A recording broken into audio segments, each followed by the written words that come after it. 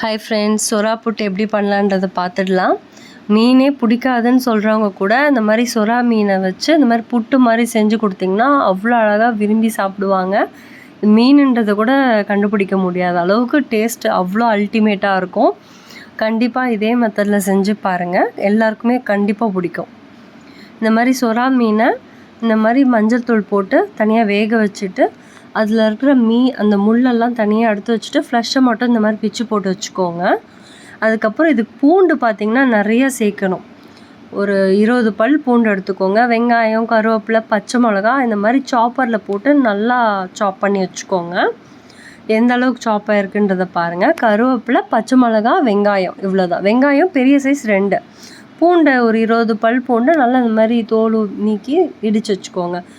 எண்ணெயில் கடுகு போட்டு பொரிஞ்சதுக்கப்புறம் உளுத்தம்பருப்பு, கடலைப்பருப்பு உங்களுக்கு வேணும்னா போட்டுக்கலாம், இல்லை அது ஆப்ஷன் தான். அதுக்கப்புறம் நம்ம சாப் பண்ணி வச்சுருக்கோம்ல வெங்காயம், பச்சை மிளகா, கருவேப்பிலை இதை அப்படியே போட்டுக்கோங்க. போட்டு தேவையான அளவு உப்பு போட்டு இந்த மாதிரி பூண்டு இடித்து வச்சுருக்கிறதும் நல்லா போட்டுக்கோங்க. நல்லா ப்ரௌனிஷாக ஆனதுக்கப்புறம் இஞ்சி பூண்டு பேஸ்ட்டு ஒரு ஸ்பூனோ 2 ஸ்பூனோ போட்டுக்கோங்க. இந்த மாதிரி வெங்காயம் எந்த அளவுக்கு வதங்கி வருதோ அந்தளவுக்கு சொரா போட்டு செம்ம டேஸ்ட்டாக வரும். ஸோ இதே மெத்தடில் செஞ்சு பாருங்கள். இந்த டைமில் அந்த இஞ்சி பூண்டு பேஸ்ட் ஸ்மெல்லெல்லாம் போனதுக்கப்புறம் இந்த நம்ம எடுத்து வச்சுருக்கோம்ல சொராவோட ஃப்ளஷ்ஷு அதை போட்டு இந்த மாதிரி நான் கரண்டியில் எப்படி கலரி விட்றேன் பாருங்கள். அதே மாதிரி கலரி விட்டுக்கிட்டே இருங்க. இதில் அந்த நீச்சு ஸ்மெல் வரக்கூடாதுன்றதுனால தான் வேக வைக்கும் போதே நம்ம மஞ்சத்தூள் போட்டு வேக வைக்கிறோம். ஸோ எந்த ஒரு ஸ்மெல்லோ எந்த ஒரு இதுவும் இருக்காது. சாப்பிடும்போது அவ்வளோ டேஸ்ட்டாக இருக்கும். கொஞ்சம் இந்த டைமில் மஞ்சத்தூளை ஒரு 1/2 ஸ்பூன் போட்டு நல்லா கிளறி விட்டுக்கோங்க. இதில் கொஞ்சம் எண்ணெய் அதிகமாக தேவைப்படும். ஏன்னா இது புட்டு மாதிரி நம்ம செய்கிறதுனால நம்ம எண்ணெய் கொஞ்சம் அதிகமாக விட்டால் தான் நல்லா ரோஸ்ட்டாக மொறுன்னு வரும். தேவையான அளவு உப்பு போட்டு நல்லா கிளறி விட்டுக்கோங்க. இப்போ எந்த அளவுக்கு வந்திருக்குன்னு பாருங்கள். இது பத்தாது, இன்னும் கொஞ்சம் ரோஸ்ட் ஆகணும். நடுவில் அந்த மாதிரி எண்ணெயை விட்டு எந்த அளவுக்கு கிளறி விட்றேன்னு நான் வீடியோவில் பார்த்து அதே மாதிரி பண்ணுங்கள்.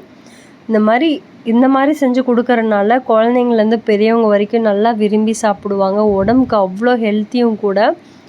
குழந்தைங்க வெயிட்டே ஏறலன்னு நினச்சி ஃபீல் பண்ணுறவங்க, இந்த மாதிரி இல்லை பெரியவங்களே வெயிட் ஏற்றணும், ரொம்ப ஒல்லியாக இருக்கும்னு நினைக்கிறவங்க, இந்த மாதிரி சொரா போட்டு வீக்லி ஒன்ஸோ இல்லை ட்வைஸோ இந்த மாதிரி செஞ்சு சாப்பிட்டு பாருங்கள். கண்டிப்பாக வெயிட் கெயின் ஆகும். குழந்தைங்களுக்கு அடிக்கடி இது கொடுத்தீங்கன்னா இம்யூனிட்டி பவரும் ஜாஸ்தியாகும். கண்டிப்பாக எல்லோரும் வீட்டில் இதே மாதிரி ட்ரை பண்ணி பாருங்கள்.